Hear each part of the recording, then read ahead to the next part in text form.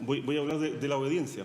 Recuerden que estamos hablando del avivamiento en tiempo de Nehemías. Necesitamos ese mismo avivamiento, lo necesitamos en nuestra vida, en nuestras iglesias. El avivamiento se produjo, tuvo como base la palabra de Dios. El pueblo fue expuesto a la palabra de Dios. ¿Y qué fue lo que produjo en ellas? Ahora vamos a hablar qué fue lo que produjo en ellos el ser expuesto a la palabra de Dios. Una de las cosas que produjo fue obediencia. Obediencia. Y es que esa es una señal, yo creo, para que haya avivamiento tiene que haber obediencia. Cuando yo soy expuesto a la palabra de Dios y miro mi pecado y me arrepiento, cambio de actitud, obedezco. Produjo en ellos obediencia, el deseo de vivir sus vidas de acuerdo a la voluntad de Dios revelada en su palabra. Y esa es la verdadera señal de un avivamiento genuino. Piensa un momento en tu vida. Yo sé que esto es demasiado rápido. Piensa en las decisiones que consciente o inconscientemente has tomado en contra de la voluntad de Dios. Porque todos, a través de nuestra vida, hemos tomado decisiones ignorando a Dios. ¿Estarías dispuesto a enmendarlas y a renunciar a ellas? Estoy tratando de demostrar lo difícil que fue para el pueblo de Israel, al verse expuestos a la ley, cambiar de actitud. Por ejemplo, si tienes un hábito que ofende a Dios, o estás esclavizado a un pecado, a un vicio, ¿estarías dispuesto a renunciar a él? Si conseguiste tu trabajo mintiendo, o tu trabajo implica hacer cosas que ofenden a Dios, ¿estarías dispuesto a renunciar a él por agradar a Dios? Si estás trabajando el día domingo, ¿estarías dispuesto a dejar de trabajar el día domingo y consagrarlo a Dios? Si estás pololeando con una persona que no es hija de Dios, ¿estarías dispuesto a dejarla? Si en tu trabajo tienes una amistad femenina que se fortalece y se incrementa cada día, con el peligro de ir más allá de lo prudente, ¿estarías dispuesto a cortar de raíz esa relación? A disyuntivas como estas se vieron enfrentados los judíos que volvieron del exilio. Estuvieron 70 años exiliados, lejos de Jerusalén. Fueron expuestos a una cultura totalmente distinta, se mezclaron con paganos, se adaptaron a la cultura de los paganos, se adaptaron a su idioma y costumbre, se mezclaron sentimentalmente con los moradores de aquellas tierras. Cuando fueron repatriados a Jerusalén y fueron instruidos nuevamente en la ley de Dios, se dieron cuenta de cuán lejos estaban sus vidas de la voluntad de Dios. Al ser expuestos a la palabra de Dios, se dieron cuenta de todas las decisiones que habían tomado en contra de la voluntad de Dios. Y tuvieron que tomar una decisión: seguir igual o cambiar. Y eso es lo que va a hacer la diferencia entre qué va a pasar con nosotros hoy día. ¿Qué escogieron hacer? Escogieron obedecer. Los libros de Esdras y Nehemías hablan de eso, de cómo los repatriados reedificaron la ciudad, los muros, pero también cómo reedificaron sus vidas, de cómo volvieron a encauzar sus vidas, a vivir sus vidas de acuerdo a la voluntad de Dios. ¿En qué aspectos obedecieron? Eso es lo que quiero hablar ahora. ¿En qué aspectos obedecieron? Cuando se vieron enfrentados a la ley, a la palabra de Dios, se dieron cuenta que habían llevado sus vidas por caminos que estaban equivocados y cambiaron. ¿En qué aspectos obedecieron? Primero, celebraron la fiesta de las cabañas. Celebraron la fiesta de las cabañas. 8:14. Probablemente no es el orden del díptico, ¿ya? Y hallaron escrito en la ley que Jehová había mandado por mano de Moisés que habitasen los hijos de Israel en cabañas en las solemnidades del mes séptimo, porque desde los días de Josué, hijo de Nun, hasta aquel día no habían hecho así los hijos de Israel.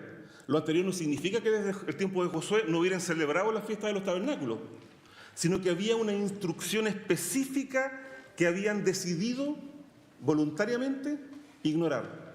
La ley decía que en Sucot, o la fiesta de las ramadas, o los tabernáculos, tenían que construir ramadas, con ramas, valga la redundancia, de árboles frondosos. Y durante 7 días tenían que salir de sus casas y habitar en esas ramadas en sus patios, y dormir en ellas, con un objetivo: recordar el tiempo que estuvieron en el desierto viviendo en tiendas. ¿Por qué no lo habían hecho? Insisto, celebraban Sucot, pero no con ramadas. ¿Por qué no lo habían hecho? No lo sé con certeza, esto tampoco lo dice. Quizá era incómodo, era como acampar una semana al año. Cuando yo era joven me encantaba acampar, recuerdo que una vez estuve un mes acampando, una semana con mi familia, 2 semanas con los jóvenes, otra semana por acá durmiendo en el suelo. Ahora ya no puedo hacer eso. No puedo ni subirme a un bus y aguantar 5 horas. Pero que salir de la casa y dormir en carpas no es cómodo. O tal vez consideraban que era un elemento litúrgico externo innecesario, que se podía descartar en pro de lo que realmente importa, lo interior. Lo interior es requisito sine qua non para agradar a Dios, por cierto, pero debe ir aparejado con manifestaciones externas, con sacrificios externos, porque ellos demuestran que efectivamente nuestro corazón está dispuesto.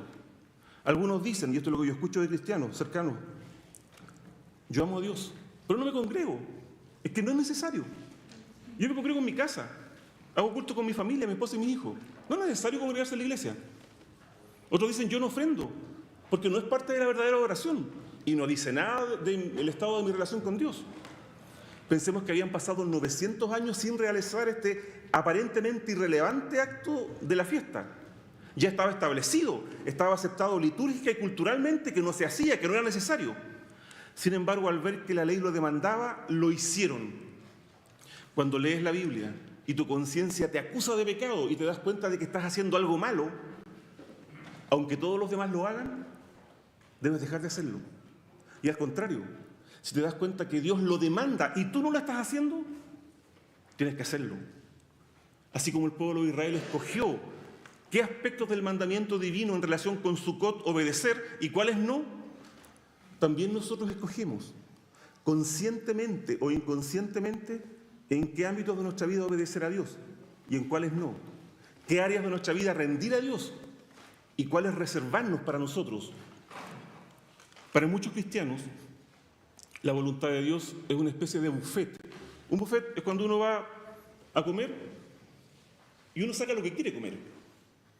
Cuando he estado en hoteles que tienen buffet, siempre voy a lo mismo. Omelette, huevo, tocino. Fruta como en mi casa. Pero siempre voy a lo mismo. Pero uno escoge lo que quiere. Lo que quiere lo come, lo que no lo descarta. Para muchos cristianos, la voluntad de Dios también es como una especie de buffet en el que escogen qué mandamientos quieren obedecer y cuáles no. A veces la desobediencia a Dios en un aspecto particular ha sido tan prolongado en nuestra vida que hemos terminado adaptando la voluntad de Dios a nuestra vida y no nuestra vida a la voluntad de Dios.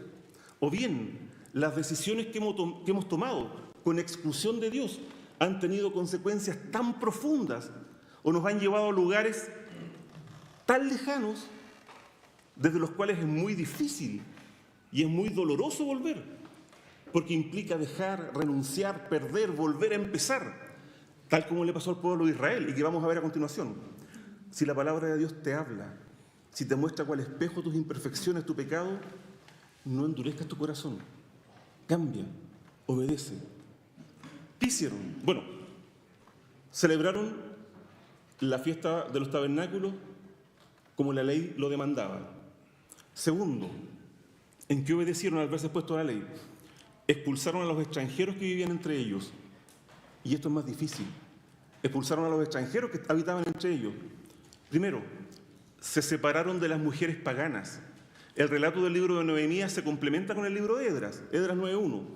Y acabadas estas cosas, los príncipes se llegaron a mí diciendo: el pueblo de Israel y los sacerdotes y levitas no se han apartado de los pueblos de las tierras, de los cananeos, heteos, fereceos, jebuseos, amonitas y moabitas, egipcios y amorreos, haciendo conforme a sus abominaciones, porque han tomado de sus hijas para sí y para sus hijos, y la simiente santa ha sido mezclada con los pueblos de las tierras. Lo cual, oyendo yo, rasgué mi vestido y mi manto y arranqué de los cabellos de mi cabeza y de mi barba y me senté atónito. Esdras 10:2. Entonces respondió Secanías, hijo de Jehiel, a los hijos de Elam, y dijo a Esdras: nosotros pues hemos prevaricado contra nuestro Dios, porque tomamos mujeres extranjeras de los pueblos de la tierra. Mas aún hay esperanza para Israel sobre todo esto. Ahora pues hagamos pacto con nuestro Dios, echaremos todas las mujeres y los nacidos de ella, según el consejo del Señor. Lo mismo hicieron los sacerdotes que se habían casado con mujeres paganas, Esdras 10:18. Y los hijos de los sacerdotes que habían tomado mujeres extranjeras fueron hallados estos y dieron su mano en promesa de echar sus mujeres, de separarse de sus mujeres, y ofrecieron como culpados un carnero de los rebaños por su delito. Al leer la ley, el pueblo se dio cuenta de que Dios abomina que su pueblo se una sentimentalmente con personas que no comparten su fe. Y sé que hubo un estudio de esto ya. Dios abomina que su pueblo se una sentimentalmente con personas que no comparten su fe. ¿Y qué hicieron? Se separaron de sus esposas paganas y de los hijos que habían tenido con ella. ¿Sería duro para ellos? Por supuesto que fue duro, absolutamente. Eran sus esposas, eran sus hijos, había amor de por medio. Abandonarlos era a nuestros ojos algo cruel, inhumano, pero había una razón de fondo. Había una razón de fondo. Primero, desde que salieron de Egipto la orden fue clara y sin ambigüedades. Deuteronomio 7:3. No emparentarás con ellos, no darás tu hija a su hijo, ni tomarás a su hijo para tu hijo, porque desviará a tu hijo de en pos de mí, y servirán a dioses ajenos, y el furor de Jehová se encenderá sobre vosotros y te destruirá presto. En gran medida, la debacle espiritual y material de Israel se debió a la desobediencia en este punto. Las mujeres paganas con las que Salomón se relacionó desviaron su corazón de Dios, y como consecuencia el reino se dividió. Mujeres como Jezabel introdujeron el culto a Baal, la apostasía y la ruina espiritual del pueblo de Dios. Con cuánta facilidad las mujeres no cristianas apartan a los cristianos de Dios y viceversa. Hay jóvenes acá. Querido joven, unirte sentimentalmente con alguien que no cree en Dios, con alguien que no quiere saber nada de Dios, solamente va a traer destrucción a tu vida, ruina espiritual a tu vida. Te va a apartar de Dios. No hay excepciones, tú no vas a ser la excepción. Si uno lee el 13-26, no lo tengo acá, Nehemías dice, piensan en Salomón, hombre sabio, hombre amado por Dios, pero aún así las mujeres desviaron su corazón. En el Nuevo Testamento la instrucción es distinta, pero no porque el carácter de Dios haya cambiado, es que cambió el pacto, es que el Evangelio pasó a los gentiles también. Primero a los Corintios 7:12. Y a los demás yo digo, no el Señor, si algún hermano tiene mujer infiel, que no cree, y ella consiente en habitar con él, no la despida, no se divorcie. Y la mujer que tiene marido infiel, y él consciente, quiere habitar con ella, no lo deje, no lo abandone. Porque el marido infiel es santificado en la mujer, y la mujer infiel en el marido, porque de otra manera vuestros hijos serían inmundos, pero ahora son santos. Porque si el infiel se aparta, pero si el infiel se aparta, apártese. Que no es el hermano o la hermana sujeto a servidumbre en semejante caso. Antes a paz nos llamó Dios. Porque ¿de dónde sabes, oh mujer, si quizá harás salvo a tu marido? ¿O de dónde sabes, oh marido, si quizá harás salvo a tu mujer? Pero este mandamiento se aplica en un caso exclusivo. Cuando ambos llegan al Evangelio siendo incrédulos. Cuando ambos son incrédulos y siendo incrédulos se casan. Y uno de los dos se convierte al Señor. ¿Qué tiene que hacer? No separarse. Pero no es un mandamiento para aquellos que todavía están solteros. El mandamiento para los que están solteros es clarísimo. No se unan en yugo desigual con los infieles. Heterosugeo significa yugo desigual. No se unan en yugo desigual con los incrédulos. El yugo con un incrédulo siempre es desigual. Expulsaron a sus mujeres y a sus hijos. Si tú crees que hay cosas que no puedes abandonar de tu vida, que son pecaminosas, piensa en el pueblo de Israel. ¿Cuánto les habrá dolido separarse de sus mujeres y de sus hijos? Pero no había otra forma de seguir adelante. Si no lo hubiesen hecho, el pueblo de Israel hubiese seguido sumido en la idolatría y en la desobediencia. Segundo, expulsaron a los amonitas y a los moabitas que vivían entre ellos. 13:1. Aquel día se leyó en el libro de Moisés, oyéndolo el pueblo, y fue hallado en él escrito que los amonitas y moabitas no debían entrar jamás en la congregación de Dios, por cuanto no salieron a recibir a los hijos de Israel con pan y agua cuando salieron de Egipto. Antes alquilaron a Balaam contra ellos para que los maldijera, mas nuestro Dios volvió la maldición en bendición, y fue que como oyeron la ley, apartaron de Israel toda mixtura. Escuchando la lectura de Deuteronomio, probablemente 23, 3-5, los judíos descubrieron que a los amonitas y a los moabitas les era prohibido estar en la congregación de Dios. Podían vivir en Israel, pero no participar en la asamblea para el culto, en el santuario.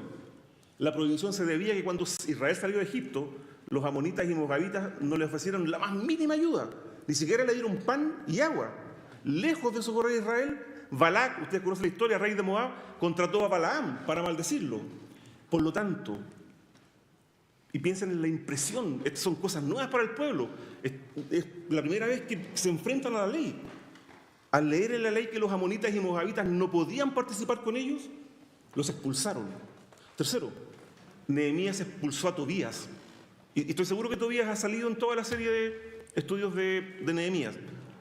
El sacerdote Eliasib, en ausencia de Nehemías está ausente un periodo y en el capítulo 13 vuelve, asignó a Tobías una cámara del templo que había sido usada como bodega sagrada, se la asignó a Tobías para su uso personal.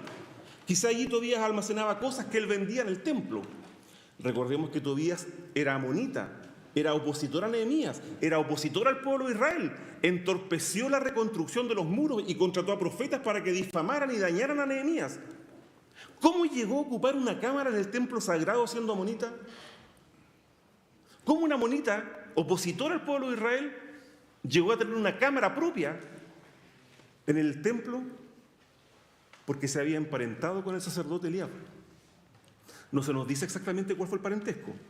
Recordemos que su hijo se casó con una hija de Mesulam, hijo de Berequías. ¿De qué nos habla esto? Para hacer una aplicación. De limpiar cada ámbito de nuestra vida, de toda influencia mundana.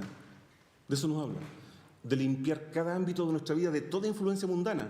Porque no puede haber avivamiento, no puede haber edificación ni crecimiento sostenido en el tiempo si no nos apartamos de la influencia mundanal. Si no nos apartamos de la influencia mundanal en nuestra familia. Los judíos expulsaron a las mujeres paganas y a los hijos que tuvieron con ellas.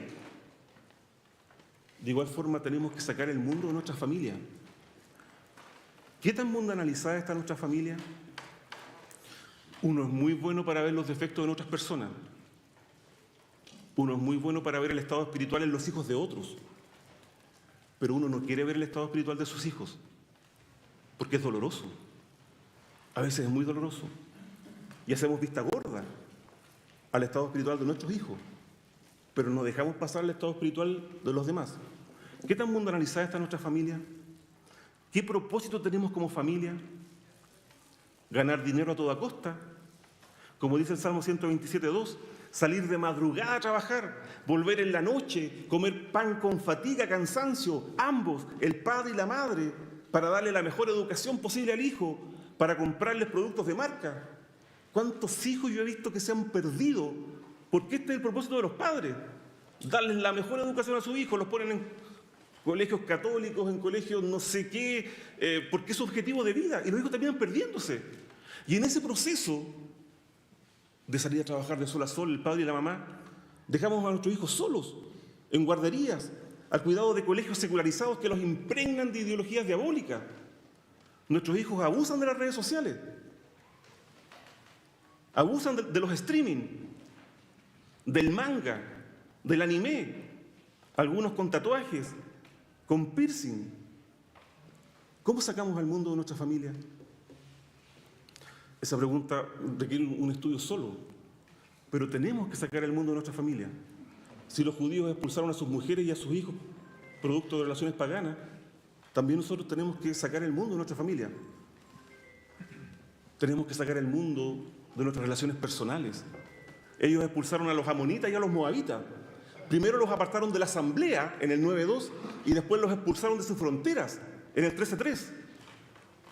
Esto nos habla de cuidar las relaciones que tenemos, cuidar nuestros amigos. Los amigos, yo sé que la mayoría somos adultos ya, pero aunque seamos adultos, los amigos no cristianos ejercen una influencia fuerte. Conversaba con un joven, bueno, ahora ya no es joven, pero ha sido cristiano, y me dice: pastor, mis amigos me llaman para que salgamos, han sido mis amigos de toda la vida. Y salimos y ellos toman, y me dicen: tómate una cervecita. Y yo digo: no puedo tomar ahora porque soy cristiano, pero está esa presión, está allí. Y probablemente muchos de nosotros tenemos amigos que no son cristianos y no nos damos cuenta de la fuerte influencia que ejercen sobre nosotros. Esto nos habla también de sacar el mundo de nuestra liturgia. de nuestras iglesias. El Nehemías expulsó del templo a Tobías, amonita, que se había introducido en el templo, se había apropiado de una cámara sagrada y la estaba usando para sus propósitos personales. ¿Qué tan mundanizada está nuestra iglesia? Yo creo que ese es un punto que tenemos a favor, en mi apreciación. O estoy ciego, no sé. Pero creo que en comparación con otras denominaciones, nuestra iglesia ha sabido mantenerse a lo menos al margen de muchas influencias mundanas. Pero lo más importante de que nos habla esto, de sacar el mundo de nuestra vida, de sacar el mundo de nuestra vida. Tobías también se ha introducido en nuestra vida. Tobías también ha tomado el control de algunos ámbitos de nuestra vida. Sacó los vasos sagrados de nuestra vida e introdujo la inmundicia. Es lo que Pablo llama los escondrijos de vergüenza, esos rincones vergonzosos que hay en nuestra vida que no hemos sido capaces de rendírselo al Señor. Nuestra realidad espiritual no va a cambiar hasta que no tomemos sus pertenencias que están acá, las de Tobías, metafóricamente hablando, las saquemos de nuestra vida, las purifiquemos y volvamos a introducir en ella los vasos sagrados, como lo hizo Nehemías. Solo entonces podremos purificar nuestra familia, solo entonces podremos purificar nuestras relaciones personales y nuestra iglesia. Como ya dije, la influencia de los pueblos paganos mantuvo a Israel permanentemente alejado de Dios. Fue doloroso hacerlo, pero fue necesario. Después de este episodio, ya lo mencioné, Israel nunca más volvió a ser idólatra.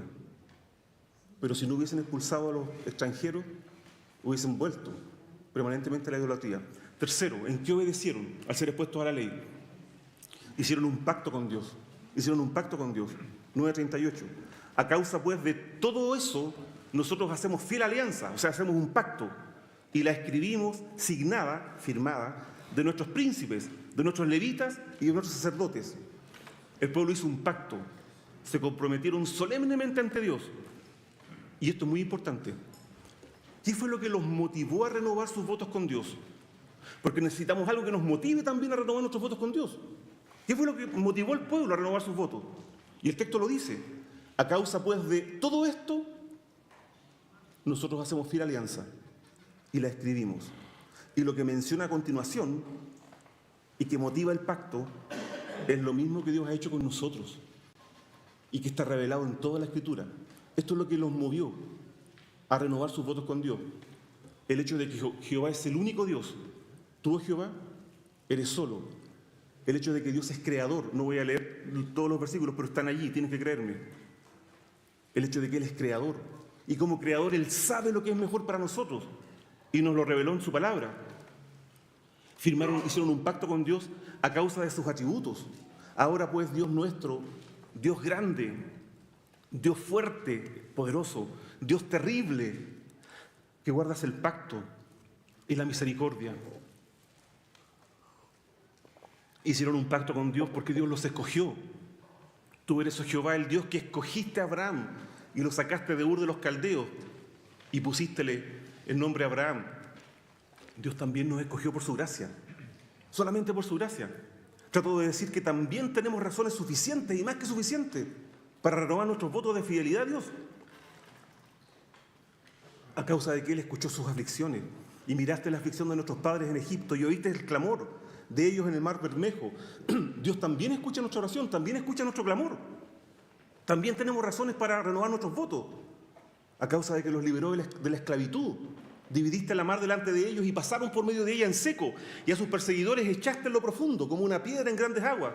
Dios también nos libertó de la esclavitud del pecado, nos trajo de las tinieblas a su luz admirable. Tenemos razones para renovar nuestros votos con Dios. Los guió por el desierto y con columna de nube los guiaste de día y con columna de fuego de noche para alumbrarles el camino por donde debían andar. Dios también nos guía en nuestro andar diario, nos muestra lo que tenemos que hacer. Tenemos razones para renovar nuestros votos. Les reveló su voluntad a través de la ley. También Dios nos revela su voluntad a través de su palabra. Lo sustentó, les diste pan del cielo, lo sustentaste 40 años en el desierto. Dios también nos sustenta todos los días, materialmente, espiritualmente. Tenemos razones sobradas para renovar nuestros votos. Cuando pecaron los perdonó. Nuestros padres hicieron soberbiamente y endurecieron su cerviz y no escucharon tus mandamientos. Tú, empero, eres Dios de perdones clemente y piadoso, tardo para la ira y de mucha misericordia, que no los dejaste. Y ese mismo Dios es nuestro Dios, nos perdona. Si confesamos nuestros pecados, Él es fiel y justo para que perdone nuestros pecados y nos limpie de toda maldad. Tenemos las mismas razones para renovar nuestros votos con Dios. Entonces, a causa pues de todo esto, de todo eso, nosotros hacemos fiel alianza y la escribimos signada de nuestros príncipes, de nuestros levitas y de nuestros sacerdotes. ¿Quiénes fueron los firmantes? Y los que firmaron fueron, y a continuación se mencionan algunos nombres en particular, y luego se añade, y el resto del pueblo, los sacerdotes, levitas, porteros, cantores, netineos y todos los que se habían apartado de los pueblos de las tierras a la ley de Dios, sus mujeres, sus hijos y sus hijas, y todo el que tenía comprensión y discernimiento, adhiriéronse a sus hermanos, sus principales, y vinieron en la protestación y en el juramento. O sea, este fue un compromiso de todos, dirigentes, pueblo común, hombres, mujeres, niños. Eso es lo que dice el texto que leí, pasó muy rápido, pero eso dice. Todos los que se habían apartado de los pueblos de las tierras a la ley de Dios, sus mujeres, sus hijos, sus hijas, y todo el que tenía comprensión y discernimiento. O sea, el compromiso fue de todos, dirigentes, pueblo común, hombres, mujeres, niños. Y esto nos habla de que hasta que todos nos comprometamos, hasta que todos en la congregación no renovemos nuestros votos de fidelidad, hasta que todos en la congregación, hombres, mujeres, niños, pueblo común, pastores, ancianos, no estén dispuestos a hacer un pacto de fidelidad y obediencia con Dios, nuestra realidad no va a cambiar. ¿Cuál fue el pacto? ¿A qué se comprometieron? Y a esto, queridos hermanos, es a lo que nosotros tenemos que comprometernos también. Este tiene que ser nuestro pacto, a vivir de acuerdo a la ley de Dios. Si alguno de nosotros no está viviendo de acuerdo a la ley de Dios, comprométase a eso, de que andarían en la ley de Dios, que fue dada por mano de Moisés, su siervo. Eso significa que la Escritura sería su única regla de fe y práctica. Es decir, que su cosmovisión, la forma como ven e interpretan el mundo, estaría supeditada a la Escritura y que ella guiaría la toma de sus decisiones. Es lo mismo que nosotros hoy día, en el siglo XXI, como iglesia creemos, que la Biblia es nuestra única regla de fe y práctica, que lo que creemos, que nuestras acciones tienen que estar supeditadas a lo que diga su palabra. ¿A qué se comprometieron? Que obedecerían cada uno, ahí está el énfasis, cada uno de los mandamientos de Dios. Y aquí se pone más difícil, pero hay que hacerlo, y que guardarían y cumplirían todos los mandamientos de Jehová nuestro Señor, sus juicios y estatutos. La ley se dividía en mandamientos, juicios, estatutos, preceptos, etc. Se comprometieron bajo juramento a obedecer cada uno de los mandamientos de Dios, sin ignorar ninguno, como Samuel, 1 Samuel 3:19. Y Samuel creció y Jehová estaba con él, y no dejó caer a tierra ninguna de sus palabras. Y ese simbolismo me encanta, me gusta esta figura. Las palabras de Dios son valiosas. Imaginen que un día encuentran papitas de oro, y no son de nadie, partamos por eso, no son de nadie. Y ustedes las toman en su seno, y nos llevamos las papitas de oro puro, oro fino. ¿Dejaríamos caer alguna de ellas? Por supuesto que no dejaríamos caer ninguna. Con esta le pago la universidad a mi hijo, a mi hija, con esta me compro una casa, con esta construyo el templo de Nueva Jerusalén, etc.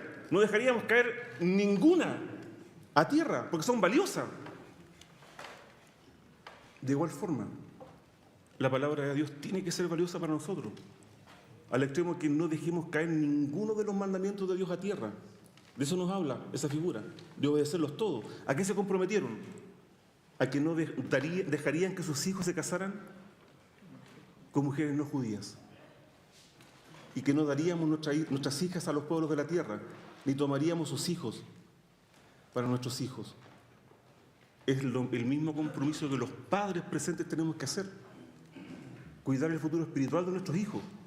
Hoy día cambió el paradigma acerca de cómo se casan las personas.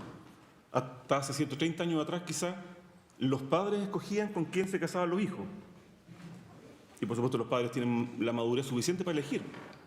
Hoy día un joven de 15 años cree que sabe quién es la idónea para casarse. Pero el hecho es así, que hoy día jóvenes y jovencitas escogen con quién se van a casar. Pero nosotros los padres podemos y tenemos responsabilidad ante Dios de guiarles. de aconsejarle. Cuarto, ¿a qué se comprometieron? Que guardarían el día de reposo. Que guardarían el día de reposo. Asimismo, que si los pueblos de la tierra trajesen a vender mercaderías y comestibles en el día sábado, nada tomaríamos de ellos en sábado, ni en día santificado, y que dejaríamos el año séptimo con remisión de toda deuda.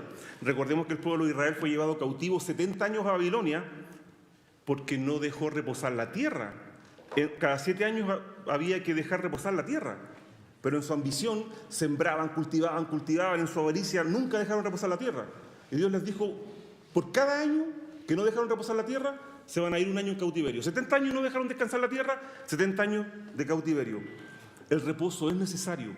Dios descansó el séptimo día después de concluir la obra de la creación. Nosotros nos juntamos el primer día de la semana porque Jesús concluyó su obra redentora y resucitó en el primer día. La iglesia primitiva se reunía el primer día de la semana. Pero junto con descansar, el día de reposo también lo consagramos a Dios. Pero los judíos no solo se comprometieron a guardar el Shabbat o el reposo, sino todos los días santificados, o sea, todas las fiestas. Hoy ya no tenemos que guardar las fiestas judías, porque no estamos bajo la ley. Pero también como iglesias locales hemos decidido apartar, santificar algunos días, santificar algunos momentos de algunos días para dedicárselos a Dios. Y me refiero a los cultos. También debiera ser nuestro compromiso ante Dios congregarnos, no solamente el día de semana. Quinto, se comprometieron a que contribuirían económicamente al sustento del quehacer religioso. Probablemente muchos de acá tienen que renovar este voto de contribuir económicamente al sustento de su iglesia, al sustento de la obra. Se comprometieron a que tributarían para el sustento del templo. Se comprometieron a que darían las primicias. Se comprometieron a que pagarían sus diezmos. Alguien dirá, bueno, porque eso es en el tiempo de los judíos. El problema es que, como muy certeramente dice el pastor Nadir, dar no es un asunto financiero. Dar es un asunto espiritual. Si tú egoístamente no quieres dar, tienes que reevaluar tu relación con Dios. Alguien que ama a Dios genuinamente no le va a doler ofrendar. El estándar bíblico es cada uno dé como propuso en su corazón, no con tristeza o por necesidad, porque Dios ama al dador alegre. Pero la realidad es que en muchas iglesias la sostiene un grupito chico, pequeño, de personas, y el resto no colabora financieramente. Les dije que esto iba a ser más corto. Concluyo diciendo esta parte. El pueblo de Dios venía del cautiverio en Babilonia y de otros lugares. Se mezclaron con los pueblos de estos lugares. Perdieron su identidad como pueblo de Dios. Era necesario recuperar su identidad. Era necesario mantenerse fiel a Dios, porque tenían un propósito que cumplir. Tenían que terminar de recibir la revelación de Dios. Tenían que recibir y entregarnos al Mesías, el Hijo de Dios, y ser luz al resto de las naciones. Y eso requería un avivamiento, requería que dejaran el pecado, requería que se apartaran del pecado, separarse con dolor de aquellas personas paganas con las que se habían relacionado. Requería practicar la religión de la forma como Dios la había establecido. Adaptar sus vidas a la palabra de Dios y no la palabra de Dios a sus vidas. De igual forma, queridos hermanos, cada uno de nosotros, los hombres de las distintas iglesias, a causa de lo que Dios es y a causa de lo que ha hecho en nuestra vida, tenemos que renovar nuestros votos con Dios. No podemos irnos de este congreso sin tomar una decisión. Tenemos que comprometernos, renovar nuestros votos con Dios, hacer un pacto con Dios, comprometernos solemnemente, al igual que el pueblo de Israel en ese tiempo, a dejar el pecado y a vivir nuestra vida de acuerdo a la palabra de Dios. Comprometernos a obedecer cada uno de sus mandamientos. Comprometernos a no dejar que nuestros hijos se casen con incrédulos. Comprometernos a consagrar el día de reposo. Comprometernos a contribuir económicamente con el sustento de nuestra iglesia. Las necesidades que había en aquel tiempo son las mismas que hay el día de hoy. Que el Señor nos bendiga, queridos hermanos.